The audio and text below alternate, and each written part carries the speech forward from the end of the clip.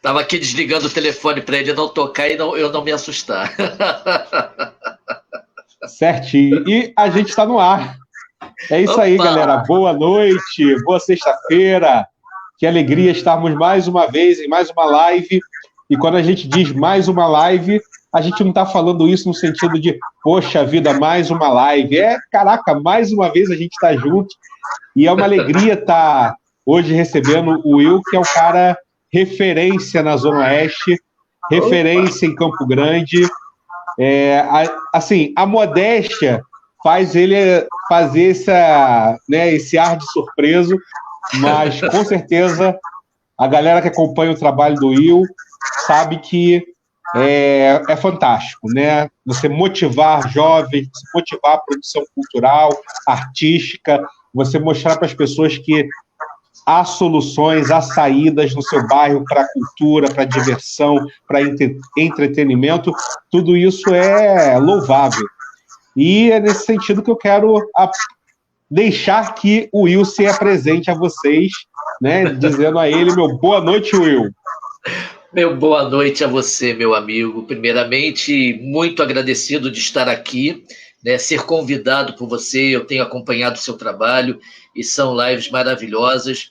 E eu queria até deixar bem registrado isso. Benditas sejam essas lives, porque estão dando a oportunidade de muitas pessoas poderem passar o que há de melhor nelas e o que há de melhor para os outros. Muitas vezes a mídia televisiva, né, a mídia anterior às lives, ela sempre ocultou esse lado, ela nunca deu a fala para os oprimidos, ela nunca deu a fala para aqueles que estão mais esquecidos. E essas lives, elas têm trazido esse povo que tem tanta coisa boa para falar, né, para que todo mundo conheça. E você tem produzido isso, você tem divulgado isso, e você tem deixado pessoas poderem falar aquilo que elas pensam, aquilo que elas sentem, e eu acho louvável. Muito obrigado, é uma grande honra estar contigo aqui, né? As lives que eu assisto que você faz são maravilhosas, muitas vezes assim, muito espontâneas. Eu gostei muito de várias, né?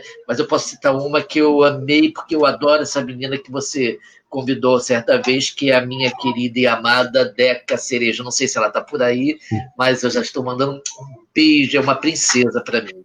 Também faz um trabalho maravilhoso de não só de resgate, mas de elevar a autoestima das pessoas que não têm ainda um lugar nessa sociedade tão repressora. Eu acho fantástico. Muito obrigado. Não, e é muito bom, Will, porque a gente começa a fazer pontes que até então a gente julgava não haver um outro lado para ligar, sabe? Então a gente vai começando a rodar. Então, assim, a gente sabe... E aqui eu acho que parou. Travou No aqui. entanto, Oi, caí? Agora estou te ouvindo. Espera aí que além de tudo a minha internet ela está oscilando aqui. Você está me ouvindo? Natural. Tô perfeito. Certo. É porque deu um PT aqui. E aí, a gente não tem nada de bom para falar dessa pandemia que já levou a vida de mais de cento e tantos mil brasileiros, né? Se eu não me engano, o último número estava em 185 mil. Então, todo o nosso respeito e solidariedade às vítimas. Eu tive Covid, né? Fiquei 21 dias isolado.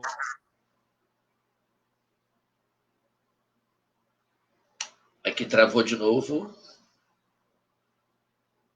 Aquelas notícias...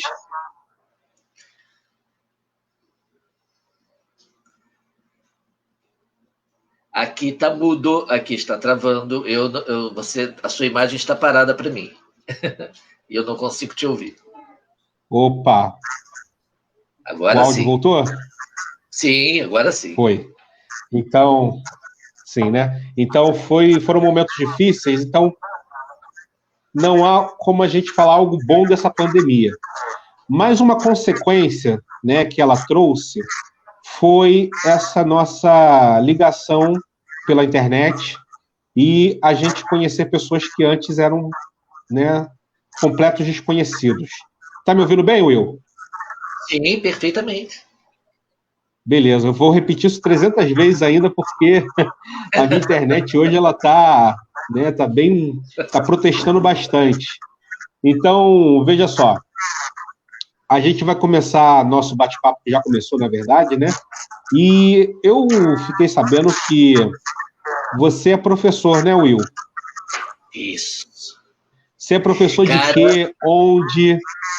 rapaz, eu sou professor de língua portuguesa e literatura, evidentemente, e Opa, é nós. e sempre, desde os meus 5 anos, quando me perguntavam o que você vai ser quando crescer, era a primeira frase: eu serei professor.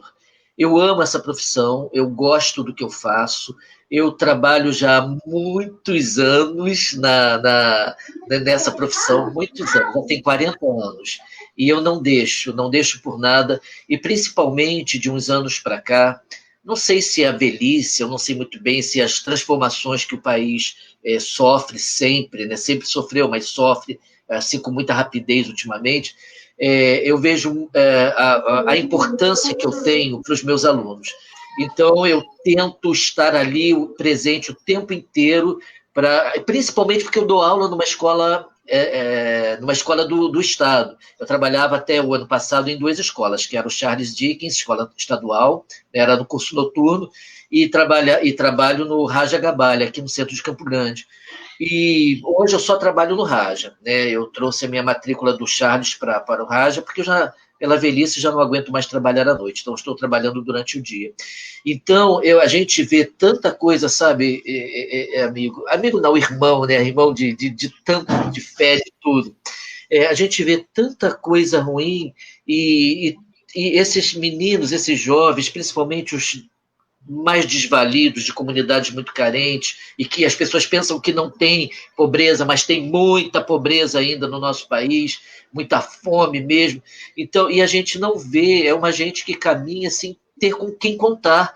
Então, se eu que estou ali como professor, que é a segunda casa deles, se eu não me fizer referencial para eles, eu não sei qual vai ser o futuro deles. Dói muito a gente ter que falar isso.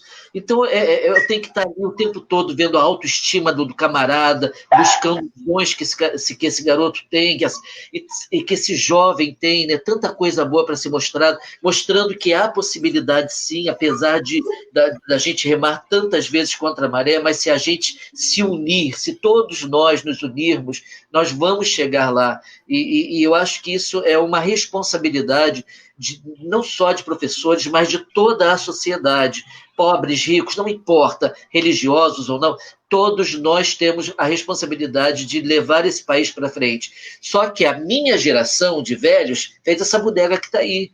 Agora, eu quero a geração dessas crianças transformando esse país. Então, é com eles que eu tenho que mexer, é com eles que eu tenho que mostrar as possibilidades de novos caminhos e fazê-los raciocinar sobre isso, né? E trazer para eles a autoestima que está muito embaixo ainda. Agora, Will, quando você fala isso,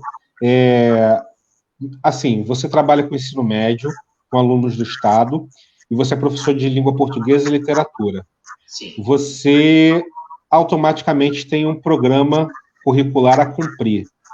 Como que é para você olhar para aquele programa curricular, olhar para a realidade dos nossos alunos e tomar uma decisão, né? Porque realmente, eu vou partir da minha experiência, é de fato uma cisão, né? A minha decisão é de fato, olha, existe esse currículo aqui que eles dizem, que alguém diz que a gente tem que seguir, e existe o nosso olhar, existe o nosso ouvir, o nosso sentir a vida daqueles nossos alunos, e a partir daí a gente vai por um caminho que é um caminho que eu costumo falar de a pedagogia do amor, né? Que a gente justamente vê a necessidade real do nosso aluno e trabalhar em cima dela, a partir de uma seleção de textos, a partir de projetos.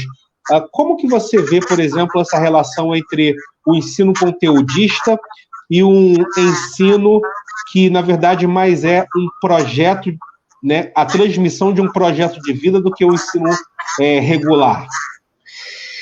Diogo, isso tudo é extremamente difícil. Então, você veja bem, eu acho que essas pessoas que montam esses currículos, que montam leis, que criam leis disso, daquilo para a educação, são pessoas que desconhecem completamente o que é uma escola. Nunca estiveram dentro de uma escola, principalmente uma escola pública. Então, nós temos turmas enormes, a gente sabe.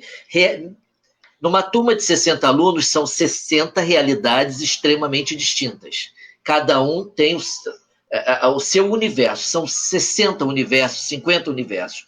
E esses universos nos chegam no ensino médio, né, atual, com muita deficiência. E aí a gente não consegue entender os parâmetros, né? Quais são os critérios que dizem que a escola é culpada, né? Eu acho que as pessoas deveriam ter um olhar para a raiz do ensino, a escola primária, a escola fundamental, até chegarmos à escola do ensino médio. Quando eu tenho um currículo de ensino médio que não condiz com aquilo que eles têm de vivência, com aquilo que eles têm de experiência de vida, eu não posso, seria um crime, tá? Eu concluir um currículo em que vai ser um conteúdo para um momento apenas. Eu tenho uma escola que eu preciso ensinar vida. A partir do momento que eu moro num país em que as famílias estão desestruturadas por N fatores lá de cima, governamentais, etc. Então a gente já está com um problema. Aí eu não posso simplesmente jogar esse problema nas mãos das famílias, eu não posso. Todo mundo tem problemas. O meu problema eu tenho um número de alunos que também é o meu problema naquele momento. Então eu tenho que achar um mecanismo de trazer esse aluno para perceber a importância dele, principalmente dele, na sociedade brasileira.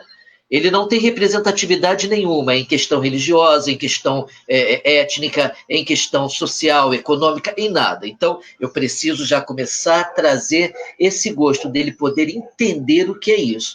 Quando ele se vê numa possibilidade, não vou chamar de suposta não, numa possibilidade em que ele pode, auxiliado pelos professores, pela escola, no caso, a ter um caminho a seguir, aí sim nós vamos ver que aquele conteúdo vai se aplicar. Mas enquanto ele não sabe ler e escrever direito, como é que eu posso ensinar conceituações da língua, né?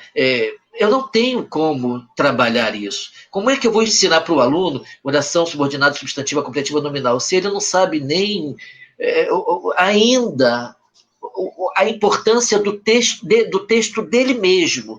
Então, eu preciso fazê-lo entender eu preciso fazê-lo entender a sua proposta de texto, a construir a beleza desse texto, tanto escrita quanto na fala, para que eu possa, então, aplicar as conceituações de toda a língua. Mas isso, infelizmente, nesse momento não nos cabe, porque eles não têm uma raiz, eles não têm uma base, infelizmente, a verdade é essa. Então, o que eu posso fazer? Através de boas práticas, através de projetos, mas, acima de tudo, de consciência.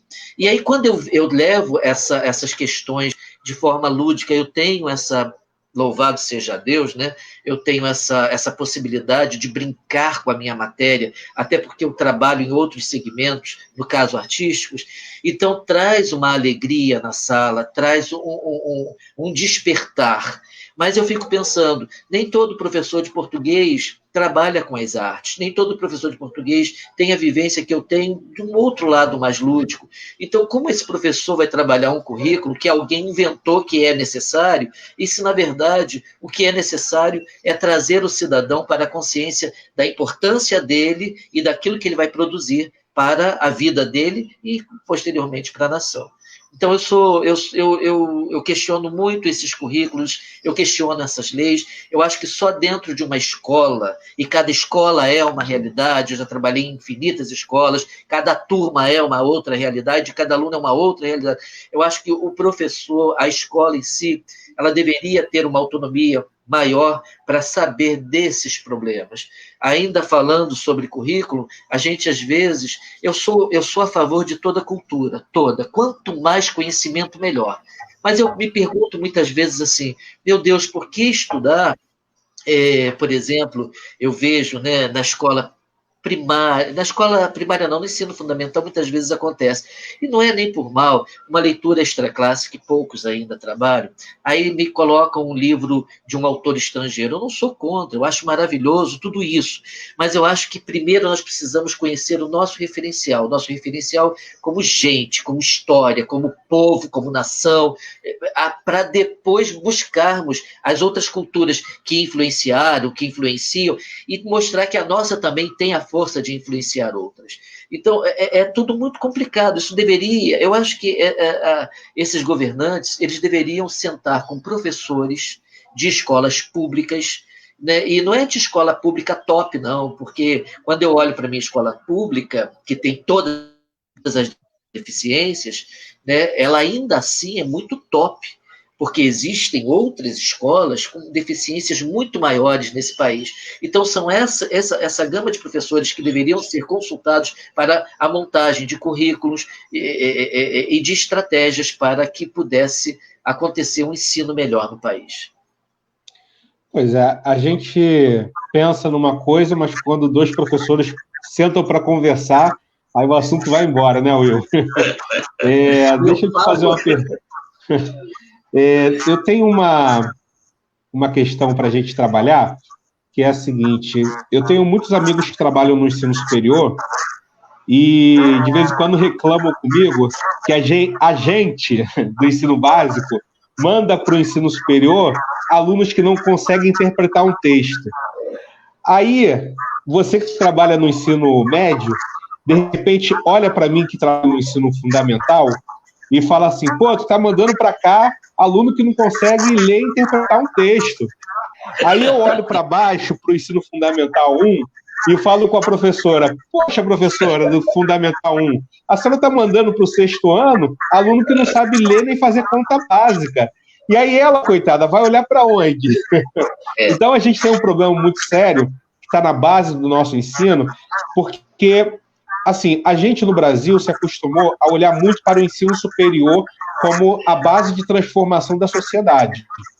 Essa é, inclusive, uma das minhas críticas aos últimos 30, 40 anos de gestão de educação no Brasil, que com o Pacto Federativo, a União, ela cuida do ensino federal, do ensino superior, e tem as escolas federais, né, que são centros de excelência acadêmica, Colégio Pedro II, o Colégio de Aplicação da UFRJ, os Institutos Federais de Educação, a própria UFRJ, a UF, Unirio. Então, são centros de excelência acadêmica. E aí a gente olha para a realidade do ensino estadual, aí a gente já vê um abismo de diferença em relação ao investimento, em relação à qualidade predial, né, em uma série de questões. E a gente olha para o ensino fundamental, para investimento das prefeituras, e a gente também vê esse fosso entre o que nós temos de estrutura no ensino básico e o que há de estrutura no ensino superior. E aí eu quero lhe perguntar, Will, onde você acha que está a distorção? Por que a gente olha tanto para o ensino superior como um instrumento de transformação da sociedade e se esquece do ensino básico, se esquece da creche, se esquece do Fundamental 1, a gente ainda tem aquela coisa de olhar para professor e professora do ensino Fundamental 1 como tio, como tia, né? Não tem aquela visão de realmente profissionais da educação, a começar por um salário digno, passando pelo cumprimento de um terço do planejamento. Enfim, qual a sua avaliação sobre essa questão do ensino no Brasil? Rapaz, eu dei aula em todos os segmentos, né? Eu já dei aula na escola primária, eu dei aula no ensino antigo ginásio, né, que a gente hoje chama de ensino fundamental, no ensino médio e também em faculdade, no caso da rede particular. Eu sempre lutei muito, mas eu sempre andei muito na contramão de tudo e de todos, principalmente de quem está na liderança governamental. Hoje, com a idade, eu estou mais calmo, mas eu já fui ativista e tal. Mas o ponto quando começaram a pagar quantias exorbitantes comparadas, né? Quantias exorbitantes ao professor universitário, e, em detrimento a isso, quantias irrisórias à professora primária, e o investimento, mesmo sempre maior no ensino superior, eu já comecei a analisar esse contrassenso. Porque, como professor, foi muito fácil dar aula durante 7 anos no ensino superior. Muito fácil. Eu não fiz esforço nenhum. Mas eu aprendi a dar aula, e foi muito difícil, na escola primária. Eu não fiz o normal, infelizmente, né? Até porque na minha época era vergonhoso, o homem fazia normal e tal, aquelas bobeiras, né? Que a gente também entrava nessa. E eu, trabalhando numa escola particular, a minha diretora, um extinto colégio Afonso Celso, aqui em Campo Grande, a minha diretora fantástica, Dona Maria de Lourdes Bastos, ela me convidou para dar aula de redação na escola primária, porque a professora estava doente, alguma coisa assim, isso muitos anos atrás, uns 30, 40 anos atrás. E ali eu realmente aprendi, eu vi como era difícil e como era necessário a valorização desse professor primário. Eu acho que essas estruturas que desvalorizam a base primária, elas são tendenciosas, elas são organizadas justamente para que haja uma deficiência, principalmente na escola pública, coisa que não ocorre, por exemplo, na base de uma escola de quem pode pagar. Né? Quem pode pagar. Agora, nós, a ralé, a pobreza, o povão, essa classe ela fica tão enfraquecida porque desmoralizam a professora primária, o professor primário. Não é simplesmente porque desvalorizam, não. Eles desvalorizam, desmoralizam, porque é a necessidade mesmo de fazer com que essa base não funcione. Então, essa base não funcionando, não havendo investimento nessa base, aquelas crianças que são da escola pública, elas vão ter uma deficiência maior na hora de um concurso, de uma comparação com alguém que pode pagar. Aí as pessoas falam assim, mas não é nada disso, você é muito radical, porque hoje em dia, inclusive, todo mundo tem que ter o diploma da escola pública para poder fazer ENEM, etc. e tal, para ter uma porcentagem maior. E aí eu falo assim, meu Deus, eu trabalhei em escola particular a minha vida toda e trabalho em escola pública e vejo que quem tem dinheiro, o filho desse que tem dinheiro faz de manhã a escola particular e à tarde faz a escola pública. E leva o diploma da escola pública para fazer a questão da entrada numa faculdade. Então, eu acho que existe realmente um direcionamento para desvalorizar a escola básica, que é a escola primária, porque é o jogo, é deixar o povo, é o que eu falo para os meus alunos, chega de ter carrão na universidade pública. A universidade pública é do povo, é de vocês, não é daquele que pode pagar. Aquele que pode pagar, vá para uma universidade particular que é tão boa quanto. Esse não é um ponto. O que não podem é tomar a vaga de quem realmente é o dono da vaga. Então, a nossa escola pública ela é tão massacrada que esse aluno da escola pública dificilmente chega à universidade pública. Pois é, e deixa eu acrescentar uma coisa, porque refletindo enquanto você falava, eu comecei a minha vida no magistério dando aula em escola particular. Aquela vibe dos cursinhos, né, antes de o Enem se tornar o grande catalisador para o ensino superior, quando você tinha os vestibulares particulares, os vestibulares específicos, né? Então tinha prova da UFRJ, prova da Unirio, prova da UF, a prova da UERJ que ainda existe, né? E aí a gente fazia aqueles projetos, projeto UFRJ, projeto UF, projeto rural, e aí eu comecei a dar aula nesse ritmo. E você sabe que para dar aula em pré-vestibular a gente precisa, né, aquelas turmas com 100, 150 alunos, a gente precisa correr. E aí, com o tempo, eu fui passando a dar aula também para o ensino fundamental, médio, depois fundamental, ainda na escola privada, e só a partir de 2013, portanto tem 7 anos, que eu fui para a escola pública, passei a dar aula na escola municipal. Estou falando isso porque enquanto eu dava aula na escola particular, Will, eu achava que era um lance de teoria da conspiração, essa ideia de que a escola pública, ela vou usar uma palavra, né, dos jovens, nem sei se os jovens mais usam essa palavra, mas que a escola pública é zoada de propósito, né, que a escola pública é sucateada de maneira proposital. Eu sempre achei que isso era, que isso, gente? Nenhum prefeito, nenhum governador vai propositalmente sucatear a escola pública como projeto para poder facilitar a vida de quem tem dinheiro. Eu achava que isso era loucura, Will.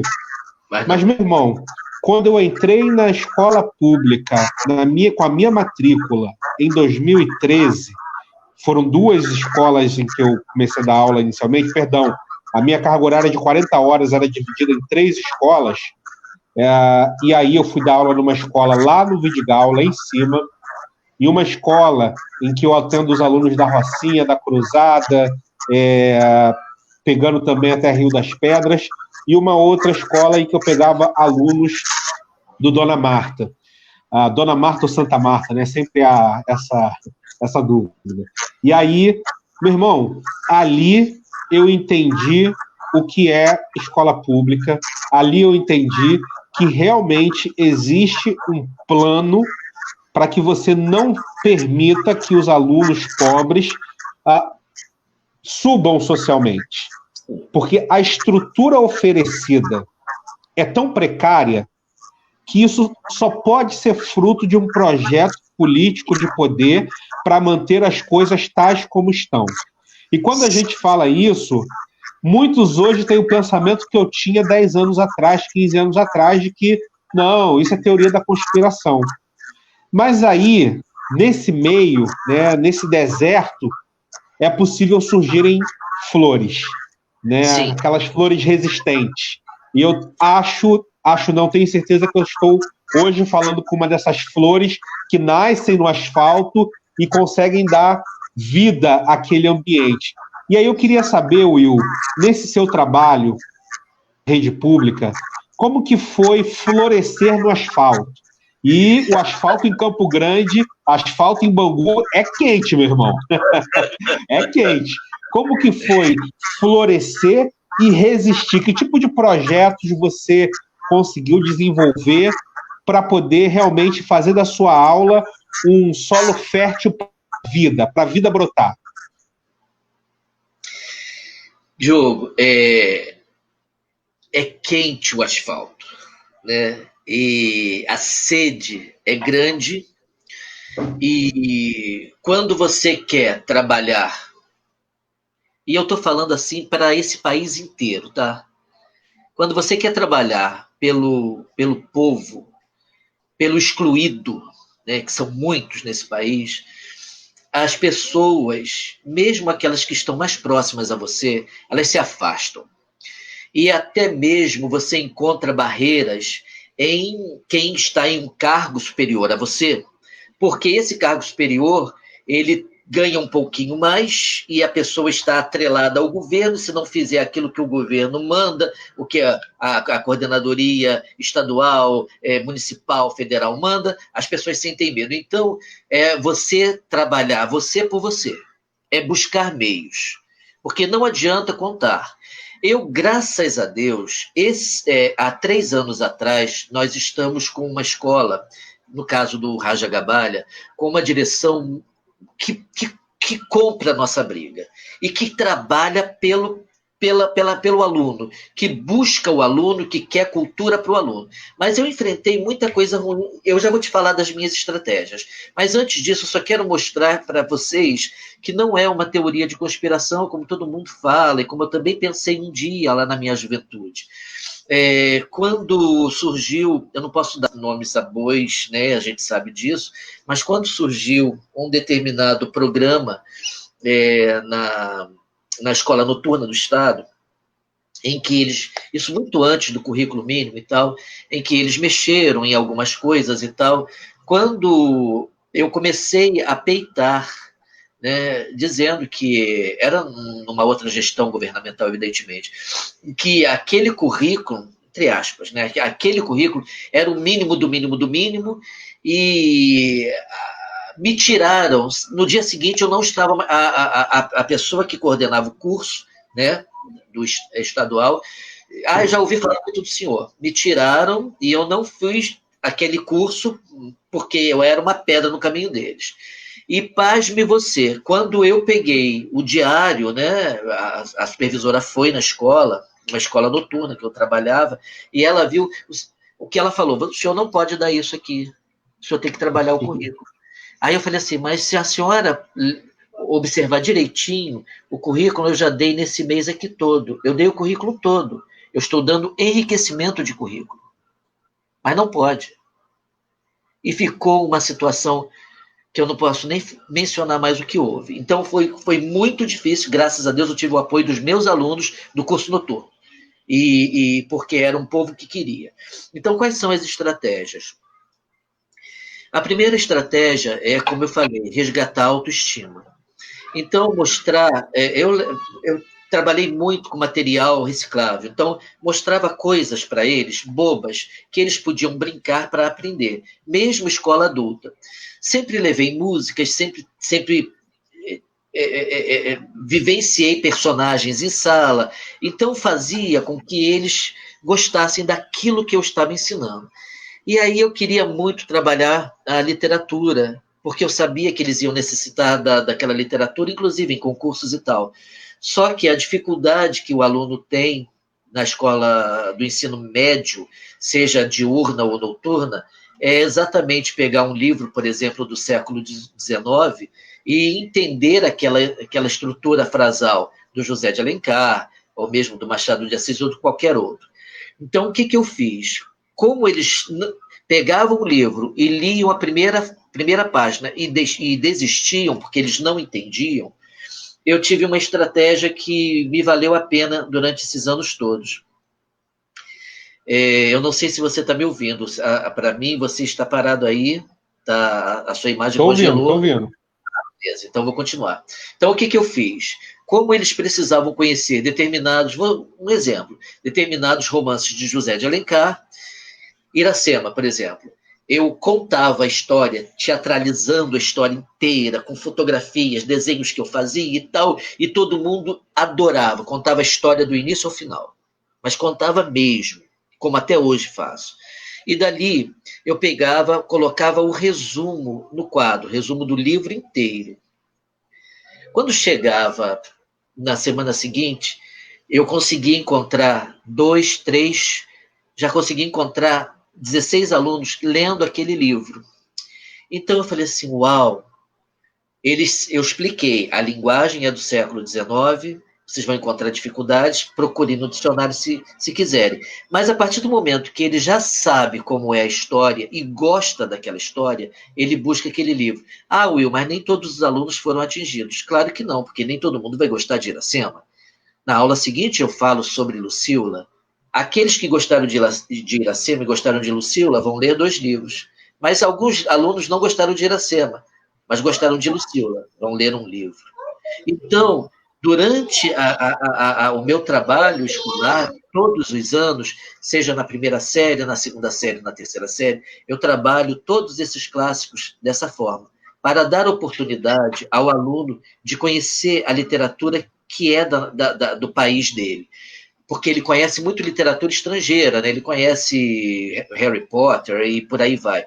Então, imagina, né? E aí quando eu tenho isso, mas nem todos vão ler. Sim, com certeza, numa turma de 50, 40 vão ler. Isso é experiência própria, porque sempre há um livro em que a turma inteira se envolve. E aí eu peço para que eles façam peças teatrais em cima daquele livro. Eu peço que eles escrevam a opinião deles sobre aquele livro. Então, são tantos trabalhos que nós temos conseguido frutos maravilhosos de alunos filmando, né, essas histórias interpretadas por eles, ou então no teatro. Isso são 40 anos trabalhando dessa mesma forma.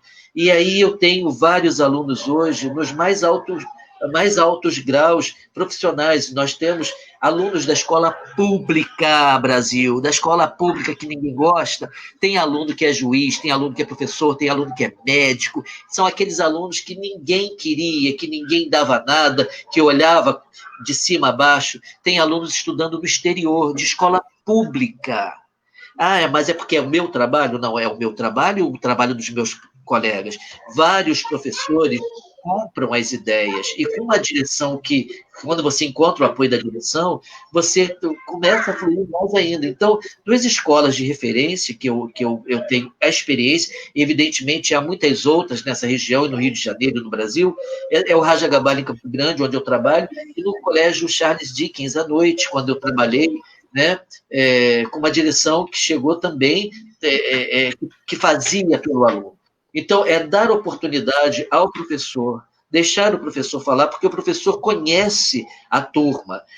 Os meus diretores, eles não impõem, eles recebem as nossas ideias e ajudam a gente, né? Ajudam os professores na prática, nas boas práticas, mas jamais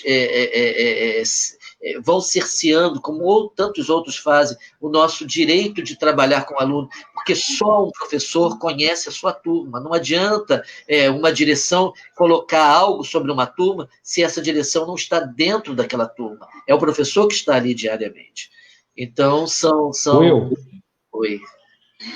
Ainda nessa questão da leitura, eu queria compartilhar uma visão que eu tenho. Eu acredito que o professor, quando é leitor, ele consegue fazer leitores, né? Essa é uma convicção que eu tenho. Infelizmente, quando a gente tem que trabalhar em 3, 4 escolas, a gente simplesmente não tem tempo para ler, o que é um paradoxo, né? Professores que não conseguem ler, a não ser aquilo que lhes é obrigatório.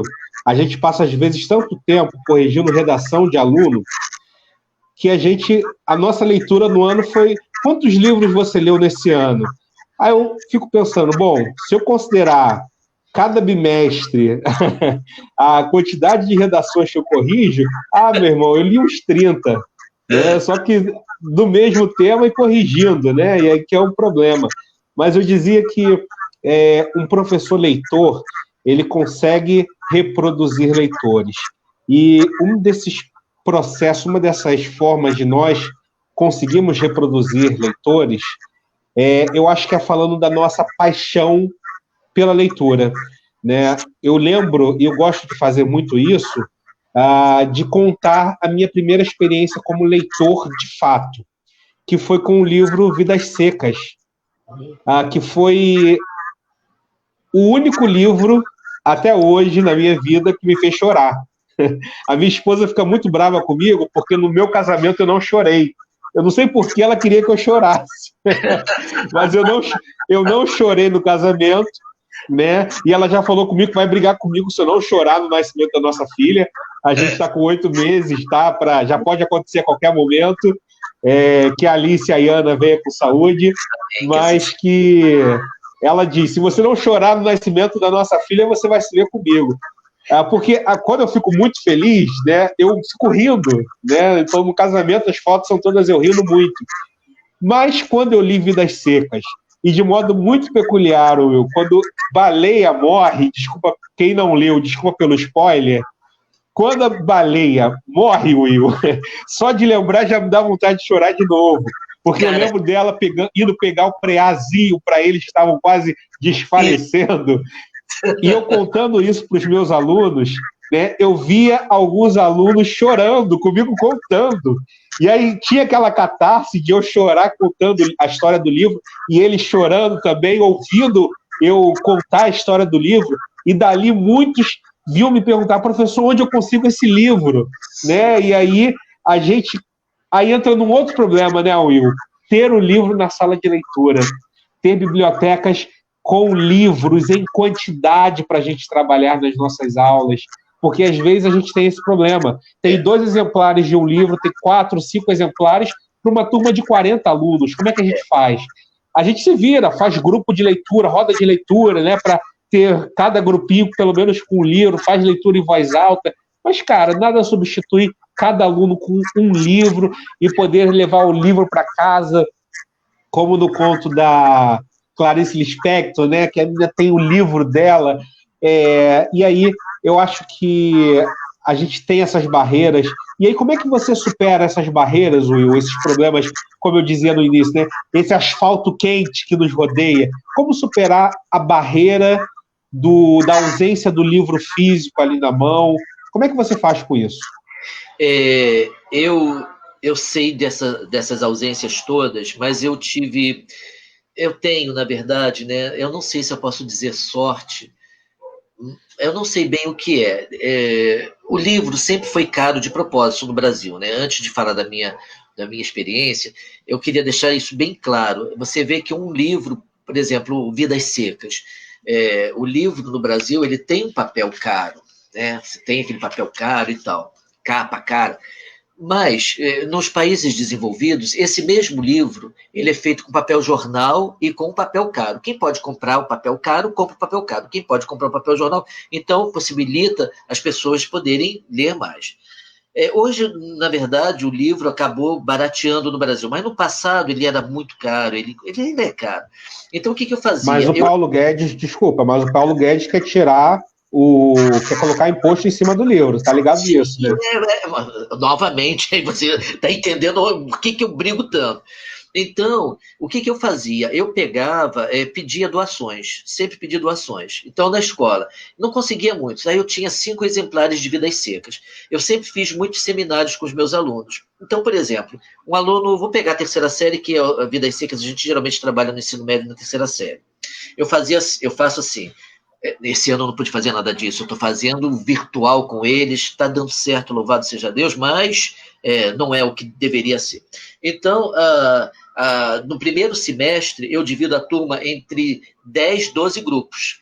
É um seminário. Cada grupo, aí é sorteio, cada grupo tirou um livro. No segundo semestre, da mesma forma. Então, quando o primeiro grupo vai à frente, né, explicar aquela história, eu quero que façam como eu faço, como eu explico, como eu gesticulo. Então, aquilo é muito trabalhado com eles antes para que eles possam se apresentar. Às vezes, eles apresentam em peça e fica muito bom. Quando eles se apresentam, terminada a apresentação, faz-se o debate com a turma e tal, e eu distribuo para cada grupo, né, na verdade, na escola pública não dá para o grupo distribuir. Eu distribuo um resumo daquele livro daquele dia.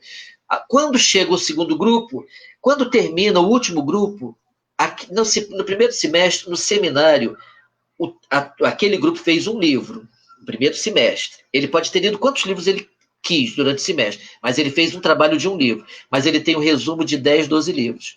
Quando chega o segundo semestre, ele fez o segundo seminário.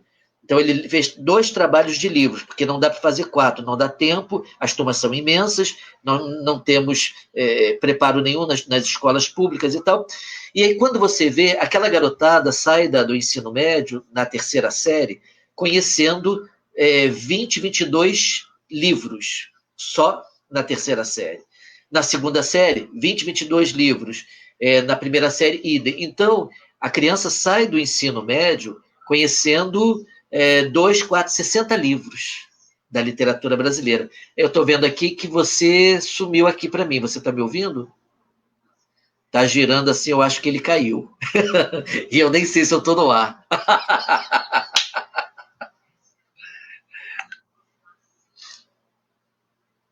Ah, tá. O Bruno já botou ali, está assim. Opa, chegou. Internet, irmão, internet do Brasil. Eu sou jurássico na internet, eu fico morrendo de medo disso tudo aqui. A sorte que o Bruno botou ali, porque eu tô falando, vi que você sumiu, eu falei assim, ó, eu nem sei se eu tô no ar, assim, ele já está assim, continuei falando. Mas então são estratégias que a gente faz com o apoio da direção, principalmente dessas direções atuais. Mas sempre foi muito difícil, mas eu nunca desisti, porque se não tiver na escola, eu vou me virar, cara, eu vou me virar e vou achar. Então, é um trabalho horrível. E é como eu te falei, eu tenho uma sorte, o Diogo, porque já velho, eu trabalhando há 40 anos, eu consigo hoje trabalhar menos. Eu já trabalhei de domingo a domingo na minha vida, né? Quem conhece a minha história sabe que eu trabalho desde 8 anos.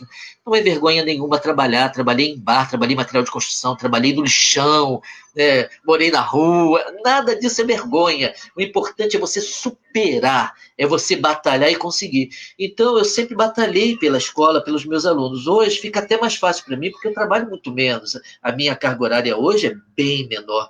Né? Eu trabalho 3 manhãs e 2 tardes. Então, eu tenho muito tempo para fazer, mas eu sei da luta do professor e volto a dizer, é tudo muito colocado para cansar o professor. O professor tem que trabalhar manhã, tarde. Quem não conhece vida de professor, gente, é uma coisa terrível. O cara trabalha manhã, tarde e noite, e ele não trabalha num único estabelecimento. Ele sai da manhã, corre para outro, e da noite vai para outro, e é tudo para conseguir um salário digno, para poder se alimentar, alimentar sua família e poder comprar livro que ele gosta tanto, poder ler, porque ele ter uma Ô, casa. Will, deixa eu te interromper rapidinho, só para te dar um exemplo, que eu saio de uma escola no Leblon para ir dar uma aula à noite numa escola em Xerém, em Duque de Caxias.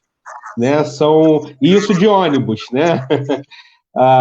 Porque o trânsito não compensa fazer o trajeto de carro por conta da seletiva no Brasil. Então, isso que você está falando é realmente uma realidade nossa, do Leblon para Xerém. Vai A lá. sorte que você é jovem. Olha, eu, na sua idade, eu trabalhava em Nova Iguaçu, aí saía de Nova Iguaçu, vinha para Campo Grande e tal. Tinha um dia na semana que eu saía de Campo Grande, ia dar aula em Saquarema, que é ali em Bacaxá, de Bacaxá, trabalhava de manhã, na finalzinho da tarde, era quando eu estava chegando para trabalhar à noite, novamente em Campo Grande. Então, era um corre-corre de pegar ônibus, barca, trem, parará, parará, e andar, e andar, e andar, e andar. Hoje eu não aguentaria. Mas eu sei como o professor sofre, eu sei. E eles também sabem, Diogo, todos esses líderes governamentais, eles sabem. Olha, eu todos os governos que eu vi na minha vida, em todos, a única classe que apanhou da polícia sempre foi a classe do professorado. Sempre. E detalhe, depois eu vi os bombeiros apanhando, uma única vez. Mas a única classe que sempre apanhou da polícia foi a classe dos professores. E detalhe, não é porque estavam fazendo baderna, não. Eles estavam reivindicando, era aumento de salário? Não. Eles estavam reivindicando melhorias para o ensino. Então, é proposital tudo isso. A gente sabe. Ai, ele caiu de novo, mas eu sei que eu estou aqui. Então a gente sabe que é difícil. Agora, por outro lado, a gente faz um trabalho de formiguinha na sala de aula, mas os nossos alunos estão mais conscientes. Se eles vão tomar o rumo dessa consciência ou não, é uma outra história. Mas os professores têm feito, de tanto levarem a chibatada, né, no lombo, os professores têm feito um trabalho muito interessante, principalmente nas escolas públicas, muito interessante de tomada de consciência de toda o contingente, né, de nossos alunos de escola pública.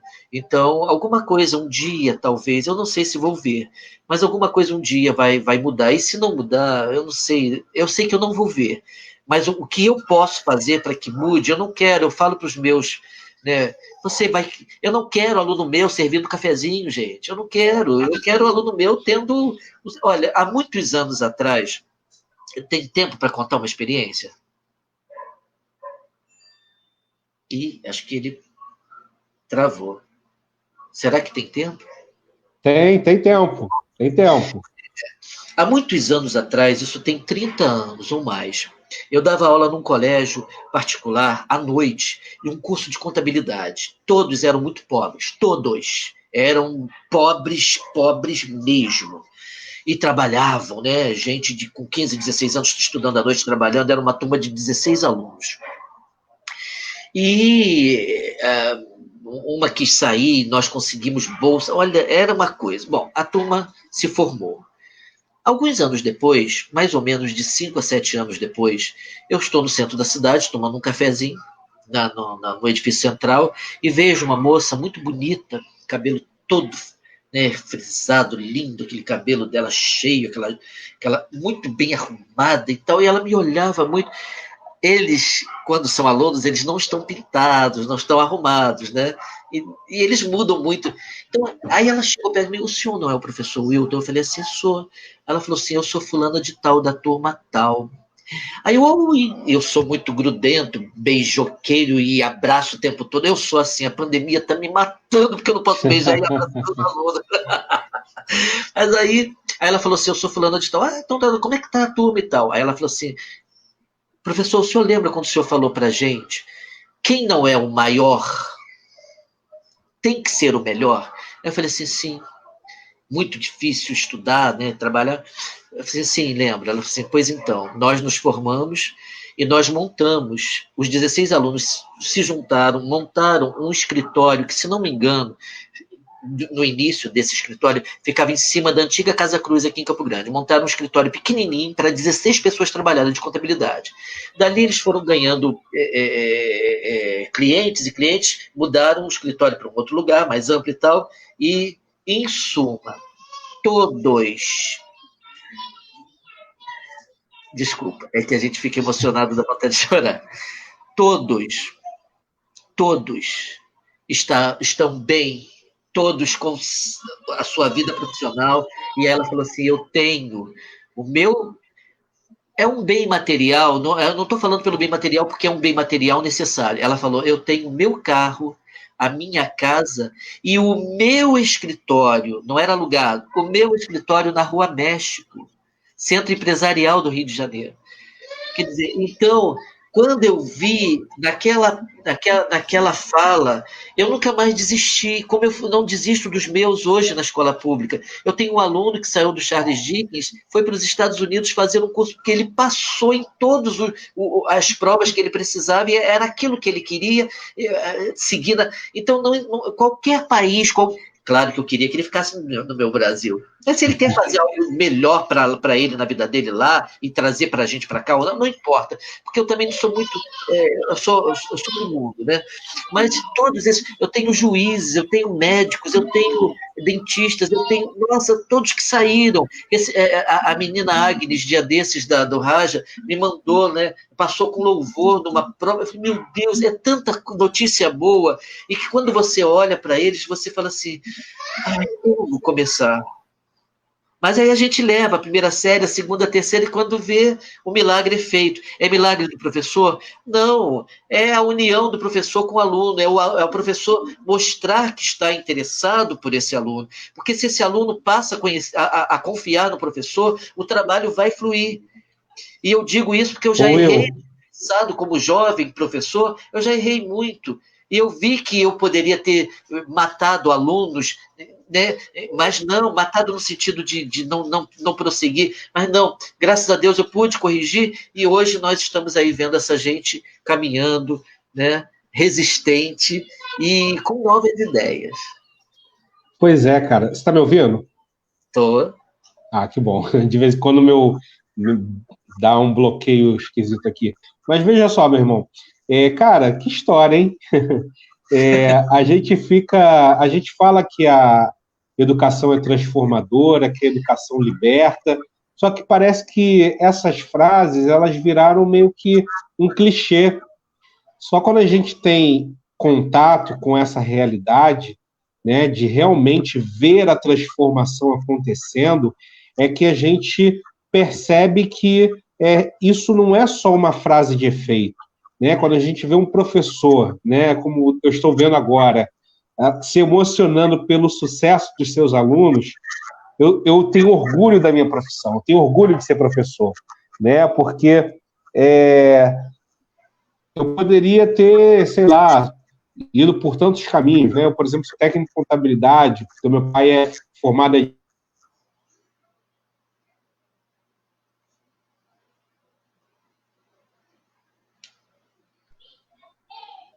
Caiu. Oi, voltou? Voltou. Voltou? Voltou. Ah, então eu dizia, você me ouviu até que parte? Falando que poderia ter ido por outros caminhos, seu pai, você ia falar do seu pai, Isso. né? Técnico de Meu pai, contabilidade. sim, meu pai é formado em administração, eu fui pelo caminho de fazer técnico em contabilidade na FATEC, e aí comecei a pensar nesse caminho até que eu fui fazer estágio de contabilidade, e aí eu me vi no escritório entre quatro paredes e um computador na minha frente, eu falei, cara, se o resto da minha vida for com um telefone na mesa, uma tela de computador na minha frente, quatro paredes de um ar-condicionado, eu vou enlouquecer. Foi aí que eu me vi, né, em sala de aula com gente, tendo contato com gente.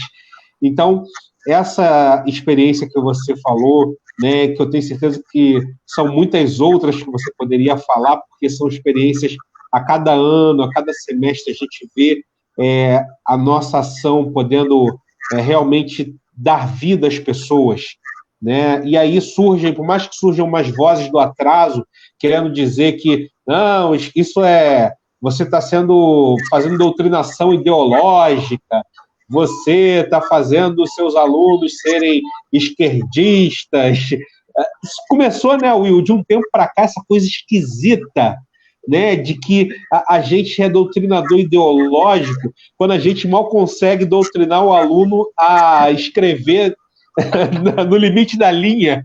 Fala para ele, olha só, acabou a linha, faz um tracinho, passa para a linha de baixo. A gente mal consegue doutrinar nisso, e aí o pessoal vem dizer que a gente faz doutrinação marxista. É muito engraçado isso. Mas eu queria, Will, que você falasse um pouquinho do prêmio, né, do prêmio que você organiza todo ano, que leva o nome da sua escola. Eu vou ser sincero com você, quando eu lhe conheci, né, de nome, que eu vi que você dava aula na escola Raja, né? Uhum. Eu pensei, eu acho que ele é professor de matemática. Porque o nome do prêmio é o nome da escola, né?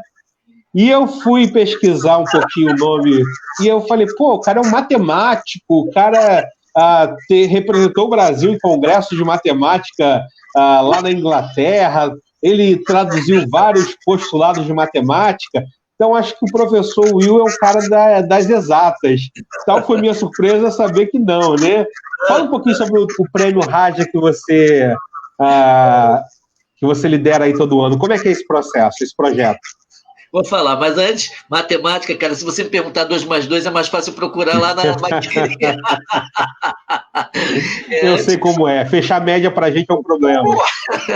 Antes de falar sobre isso, eu queria falar também sobre 2 ícones que eu tenho de alunos, além de tantos e tantos, 2 que se tornaram escritores. É o Carson, né, que era do colégio da escola pública noturna, que ninguém dá nada e virou escritor, e o Fábio Vicente, que hoje é editor, ele tem uma editora, ele já participou da Bienal, então é tão gostoso você poder falar desse povo que está aí. E eu acho que esse amor que eu tenho de poder falar das conquistas dos outros, sempre me pegou nessa questão de Campo Grande. Eu sempre defendi muito Campo Grande. Eu conheço Campo Grande desde que nasci, né? Até porque a família da minha mãe era toda daqui, então nós vínhamos para cá numa época em que o Rio de Janeiro era estado da Guanabara ainda, né? E aqui era a zona rural, não era a zona oeste, umas outras histórias. Então eu sempre vi Campo Grande como aquela frase clichê que todo mundo fala, mas é uma verdade, é um celeiro de artistas, né? Então tem artistas maravilhosos, escritores, atores, cantores, todo tipo de arte, artistas plásticos, etc. e tal. E aí eu pensei em unir, já que eu tinha o auditório do Colégio Raja Gabalha, que foi o único que me cedeu, porque eu procurei espaço. Eu procurei espaço para fazer eventos culturais e todo mundo queria algum dinheiro. E se eu tivesse, até pagaria, sabe? Mas eu acho que, como eu consegui de graça, e dentro do meu espaço, que era o colégio onde eu trabalho, com uma direção, que eu chamo aquele diretor Ricardo Sommer, um mecenas mesmo, e as diretoras adjuntas também trabalhando ali ao lado dele, muito boas, né, que a Ana Beatriz me apoiou muito, a coordenadora Jurema Santos também. Eu criei ali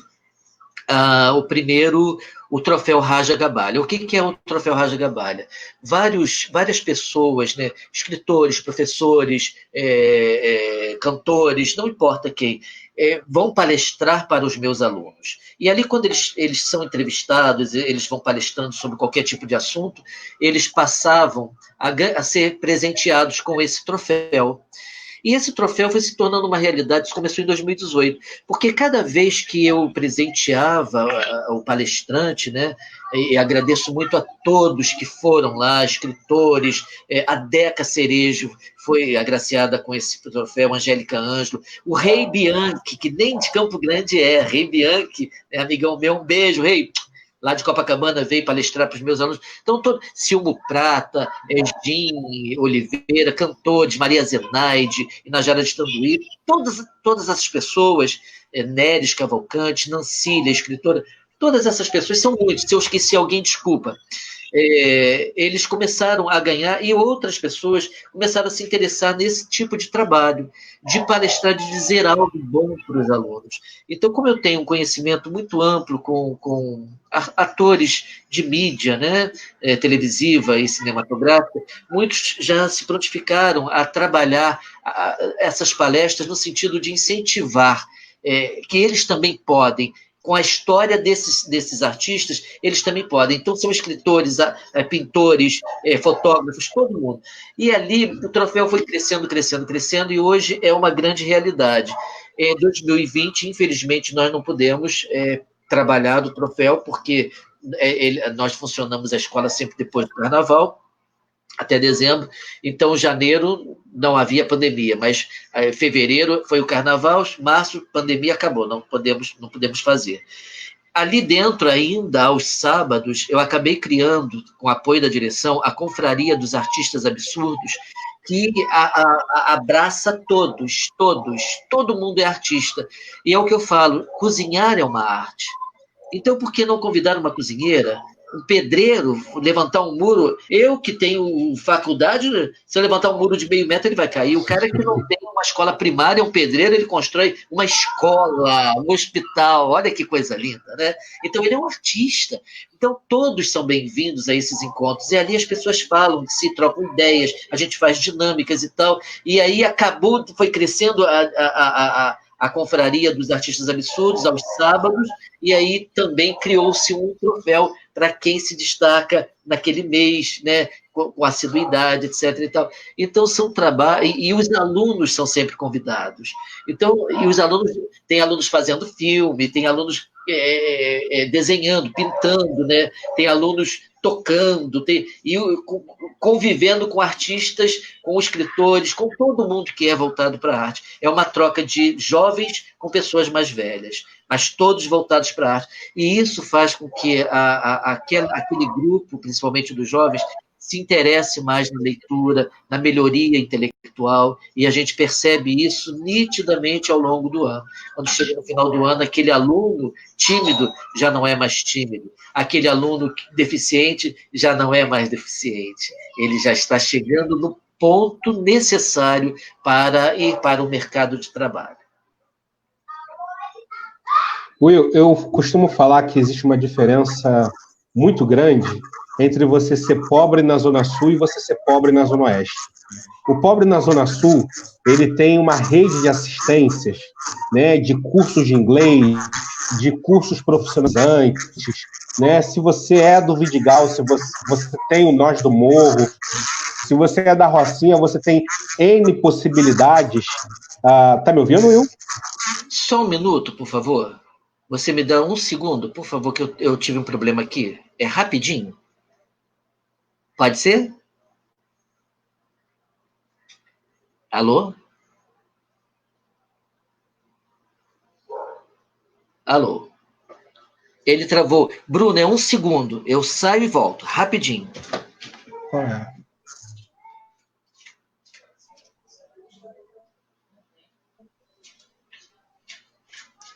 Desculpa. Detesto fazer isso, ter que sair, mas é que houve um probleminha aqui, aí eu tive que consertar. Você pode repetir, me perdoa. Não, foi ótimo, porque também foi um momento que minha internet caiu e voltou agora. Mas olha só, eu dizia que há uma diferença entre você ser pobre na Zona Sul e você ser pobre na Zona Oeste. Sim.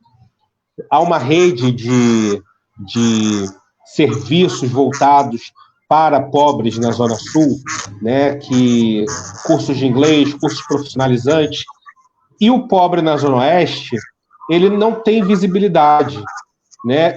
Eu desconheço ONGs, né, de gringos instaladas na Zona Oeste, ONGs, talvez haja, né? Eu peço desculpa se eu estiver sendo injusto, porque talvez, se a gente pensar ali na Cidade de Deus, né, de repente há, mas eu desconheço, peço desculpa caso haja.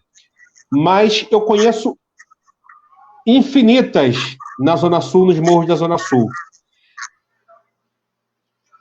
Então, quando a gente parece que a Zona Oeste, né, parece que os dramas, né, a dor da Zona Oeste não sai na TV. A única coisa que sai na TV da Zona Oeste é a falta de ônibus, né? Parece que é o único problema que a gente tem, Campo Grande, Guaratiba, Bangu, é a falta de ônibus. Parece que a gente não tem falta de vaga em escola, parece que a gente não tem problema de violência, parece que a gente não tem uma série de questões que não aparecem, né? Como disse o Drummond, a dor da gente não sai no jornal. Então, é legal você estar falando sobre essa sua iniciativa, porque com certeza há muitas outras iniciativas que estão invisíveis para o grande público, e quando a gente consegue dar visibilidade a isso, não só a gente incentiva outros a fazerem, como a gente pode estar atraindo investidores para também fomentarem o nosso negócio, né? Porque o nosso negócio é o quê? É educar. Mas para educar a gente precisa de material, a gente precisa de livro, a gente precisa de uma caixa de som. As pessoas não sabem, né, Will, a importância de uma caixa de som e um microfone numa escola. Né? As pessoas não têm noção, porque quando você reúne 100, 200, 300 alunos numa quadra, como é que você se comunica com eles se tiver uma caixa de som e um microfone? E muitas vezes a escola não tem recurso para comprar. Então é um show de me empresta aqui, um professor conhece alguém que arruma. Então, eu acho muito legal e muito importante você estar falando desse projeto maravilhoso que você desenvolve, porque dá visibilidade ao trabalho que a gente faz na Zona Oeste, né? Porque, como eu disse, né, a gente precisa se zona oestizar, né? Zona Oeste. A gente precisa olhar para os nossos problemas e tratá-los realmente como questões nossas. Valorizar quem olha para a gente, não simplesmente quem nos como uma máquina de votos. Nessa época, Will, você vai perceber que é um senso comum dos políticos, dos candidatos a prefeito, vereador, começar a olhar para a Zona Oeste. Sim. Começar a reformar praça, né? Monumentos que por 3 anos... Já te ligaram? Já. Monumentos que por 3 anos ficaram abandonados, agora eles começam a reformar. E tudo isso é fruto de um projeto muito bem arquitetado, que a gente vê, por exemplo, com o atual prefeito, em 2 semanas, conseguindo se livrar de 2 processos de impeachment. Isso não é à toa, né? Há uma troca, né? Você vota em mim, eu libero uma secretaria para você, você enche de dinheiro a tua zona eleitoral, e ano que vem a gente volta, né, a fingir que eles não existem. Então a gente precisa, né, de um olhar político diferenciado. A gente precisa perceber que tudo é política. Até aquela negação da política é um ato político. Quando a gente fala que odeia política, quando a gente fala que odeia pensar em política, odeia ano eleitoral, a gente está tomando um ato político de votar naquele papelzinho que nos dão ali na porta da escola. Porque, Will, eu venho fazendo uns estudos e me dei conta de que quase, olha que coisa incrível, quase 50% da população, entre 40% e 50% da população, vota em vereador e deputados, decide votar no dia e na hora que está indo votar. E votam no santinho, que de santo não tem nada, no papelzinho que recebe ali na porta da escola. Isso é um descompromisso nosso que volta para nós como prejuízo muito grande. Se a gente não conseguir se educar para ter uma vida política, né, realmente participativa, porque não adianta ir lá apertar os botõezinhos e sair e achar que fez o seu papel político, né, que fez o seu papel social. A gente precisa olhar para o todo, para o passado de cada pessoa, para a proposta de cada pessoa, porque depois, Will, isso cai sobre nós na escola. O abandono, né, os projetos loucos e mirabolantes que eles criam, né, isso volta para a gente como um prejuízo muito grande. Meu irmão, a gente está em 1h e 10 minutos de live. Eu sempre me prometo que eu vou fazer uns 40 minutos de live. E aí, como o papo é muito bom, a gente já está em 1h e 10, e eu quero aqui publicamente fazer o compromisso com você, óbvio, que se você aceitar, de a gente ter um segundo momento, porque esse assunto não se esgota, né? Falar de educação, falar de compromisso social, e você falou uma coisa muito interessante que eu quero explorar na nossa segunda live, que eu já estou profetizando que vai acontecer. Você falou que chegou a morar na rua, e você falou que não tem problema em falar sobre isso. Eu queria que a gente, numa próxima live, Will, falasse um pouquinho sobre essa sua história de vida, que eu acho que pode ser cativadora para muita gente, né? Pode ser transformadora para muita gente, né? E aí está aqui o convite aberto, a gente vai articular isso aí em off, né? Para nas próximas semanas voltar na sua história e saber como é que o menino Will se tornou no Wilton. Tá certo. Pode ser?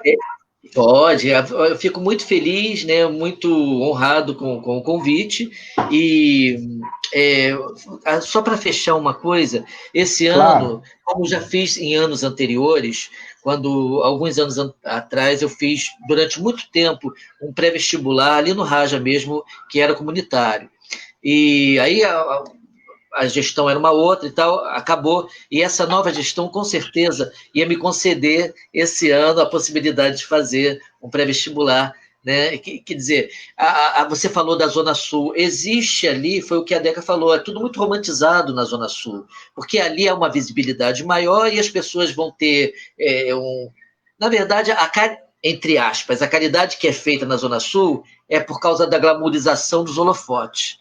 E como aqui não tem holofote nem glamorização nenhuma, as pessoas não estão interessadas em quem faz, mas há grupos fazendo sim, tá? Há grupos fazendo coisas boas pelas pessoas necessitadas, pelo menos na questão da educação.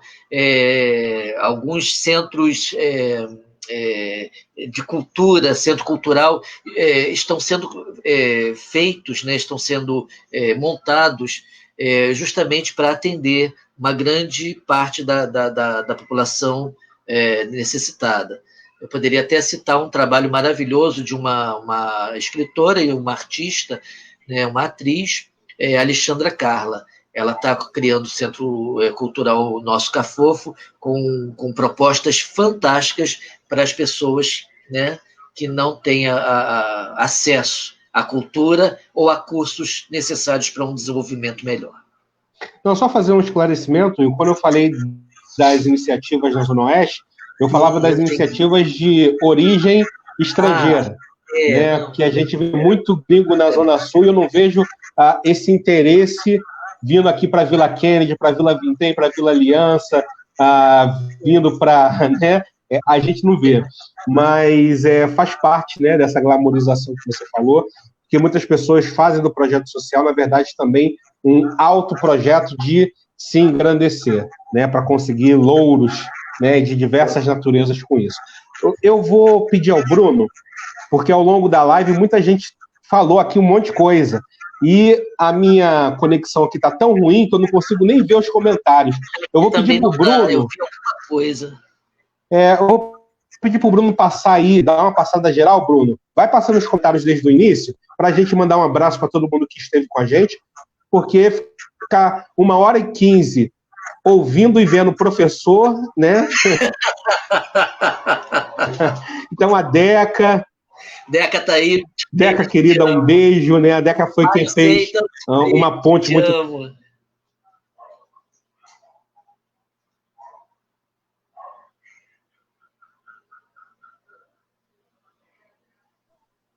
Ih, aqui para mim travou. Diogo, tá me ouvindo? Para mim tinha travado também. Tá na Deca. Será que dessa vez foi... Eu tô te ouvindo. JCL. Tô te ouvindo. Para mim... Tá me ouvindo? Tô. Um beijo grande para todo mundo. Talvez não dê tempo de mostrar, mas eu agradeço muito, né? Que Deus abençoe a todos e que nós possamos nos unir sempre para que o nosso país, para que principalmente os nossos jovens consigam chegar onde nós não conseguimos, até talvez por culpas nossas, não sei.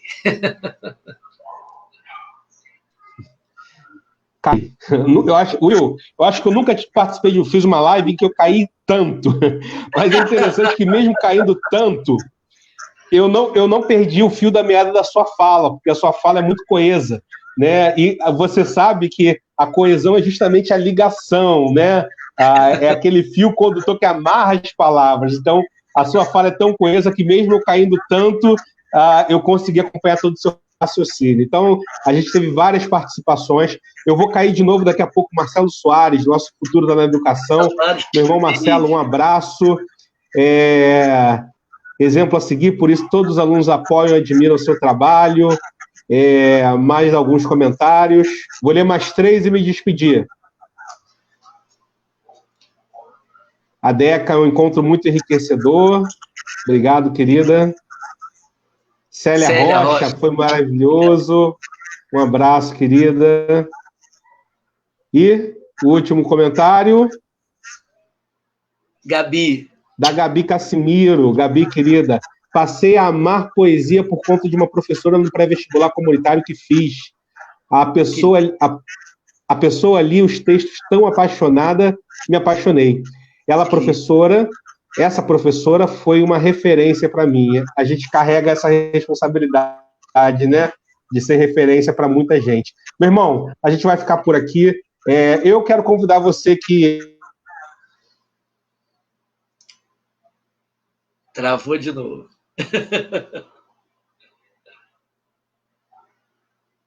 Você está me ouvindo, quem não está. E se estiverem me ouvindo, fiquem com Deus. E a gente se encontra semana que vem. Valeu, galera. Obrigado. Deus te abençoe. Obrigado, meu irmão. Obrigado. Deus te abençoe. Amém.